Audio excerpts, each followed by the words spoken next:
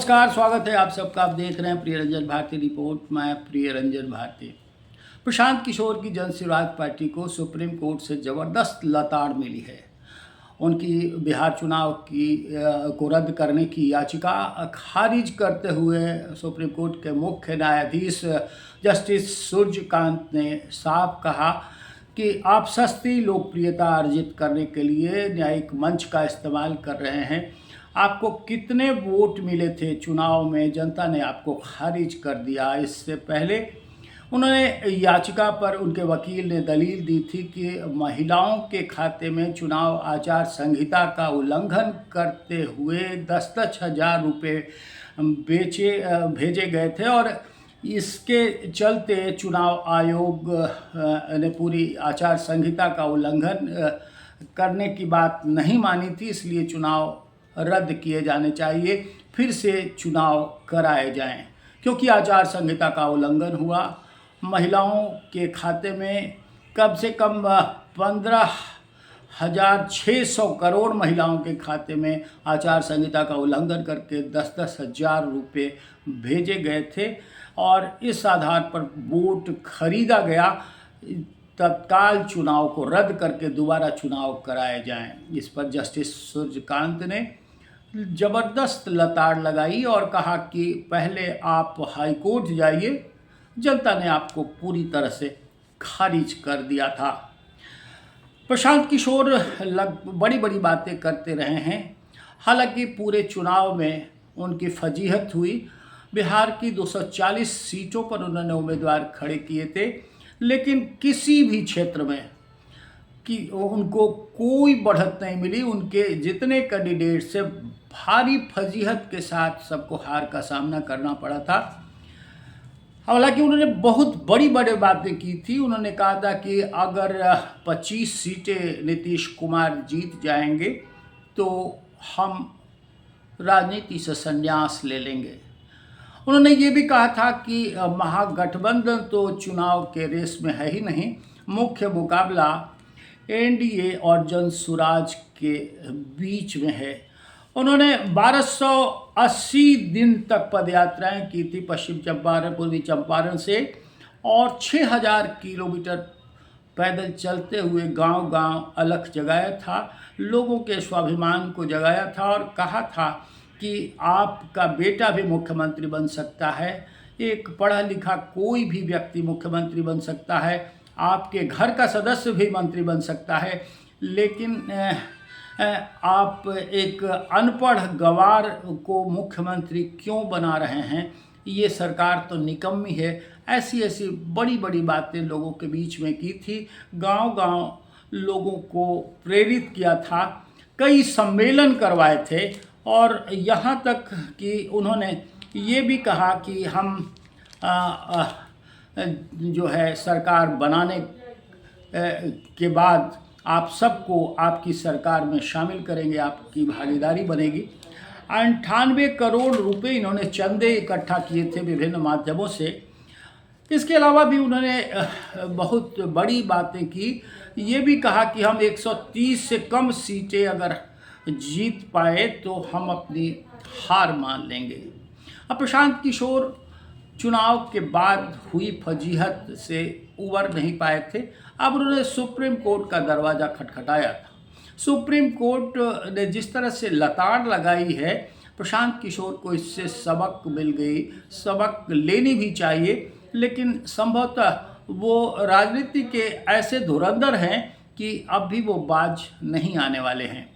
वो फिर से पदयात्रा करेंगे और लोगों के बीच इन्हीं बातों को दोहराएंगे जिसे लेकर के उनकी फजीहत हुई है। सुप्रीम कोर्ट ने जिस तरह से उनकी लताड़ लगाई है वो अपने आप में एक मिसाल है और बिहार के लिए भी ये सबसे बड़ी बात है कि प्रशांत किशोर जो चुनाव में जिस तरह से दम भरते रहे, खोखले नारे लगाते रहे, उनको जनता ने जिस तरह से लपेट दिया, नकार दिया, इन सब के बाद अब वो फिर से अपनी सुगबुगाहट शुरू करके लोगों को बहकाने निकलने वाले हैं। इससे पहले जो न्यायिक मंच का इस्तेमाल करके वो चाह रहे थे कि हम बड़े पैमाने पर अपनी लोकप्रियता अर्जित कर लें और राष्ट्रीय स्तर पर अपनी धमक बना लें, वो सिरे से सुप्रीम कोर्ट ने खारिज कर दिया है।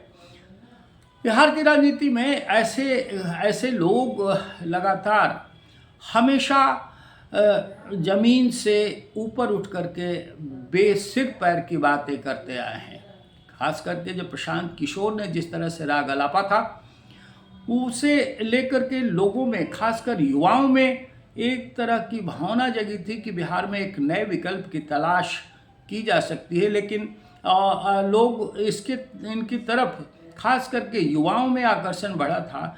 लेकिन जिस तरह से इन्होंने टिकट बेचने शुरू किए और उन्हें हारे हुए विभिन्न दलों के लोगों को उम्मीदवार बनाना शुरू किया, इससे लोगों में निराशा पैदा हुई और लोगों ने ये मान लिया कि प्रशांत किशोर भी नए आदर्श रचने की बात करके फिर वही जुमला बना रहे हैं और वही कुछ कर रहे हैं जो कि विभिन्न राजनीतिक पार्टियां करती रही हैं। जिस तरह से इनके दावे हो रहे थे वो खोखले ऐसे वैसे नहीं साबित हुए। जिस तरह से ये कह रहे थे कि 25 सीटें से ज़्यादा नीतीश कुमार नहीं जीत पाएंगे और जीतेंगे तो वो राजनीति से संन्यास ले लेंगे।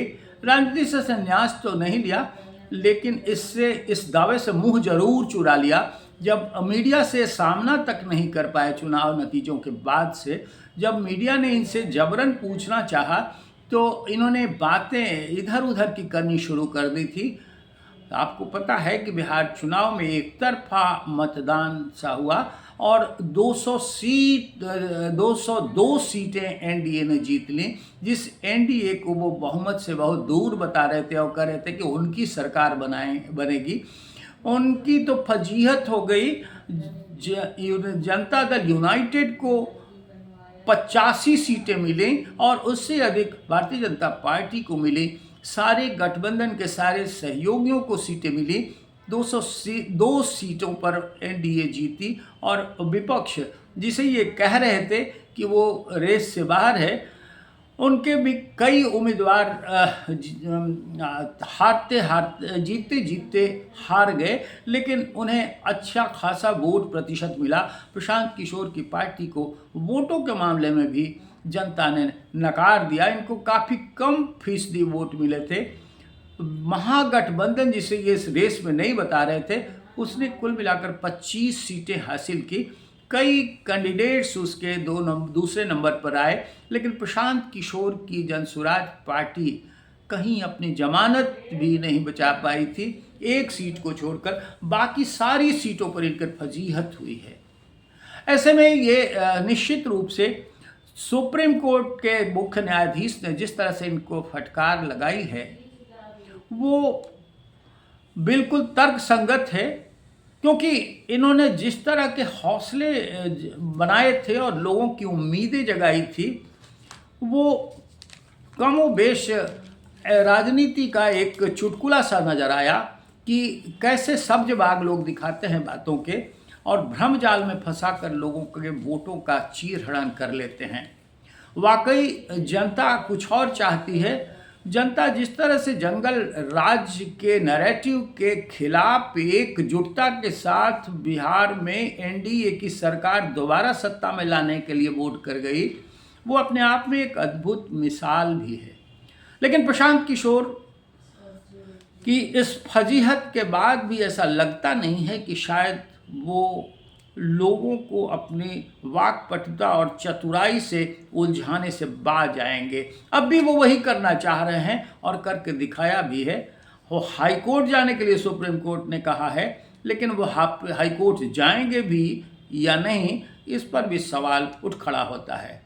लेकिन बात यहाँ निकल के आई है कि अब भी वो जनता को बरगलाने निकल रहे हैं, फिर से यात्रा करेंगे और यात्रा में उसी तरह के सब्जबाग दिखाएंगे, उसी तरह के धोखे जन्य बातों को लोगों के बीच उन्हें भरमाने के लिए, उनके दिमाग को भ्रमित करने के लिए हवा बनाएंगे। इससे कोई गुरेज नहीं किया जा सकता, क्योंकि प्रशांत किशोर इसी तरह के लती हैं, इसी तरह के आदत से लाचार हैं और वो अब शायद वही फिर करने जनता के बीच पदयात्रा के लिए शुरुआत करने वाले हैं। आज के अंक में बस इतना ही। हम चाहेंगे कि आप अपनी राय कमेंट बॉक्स में ज़रूर दीजिए हमारे इस वीडियो पर, और हमारे चैनल को सब्सक्राइब नहीं किया है तो सब्सक्राइब करिए, लाइक कीजिए, शेयर कीजिए। फिर मिलेंगे। नमस्कार।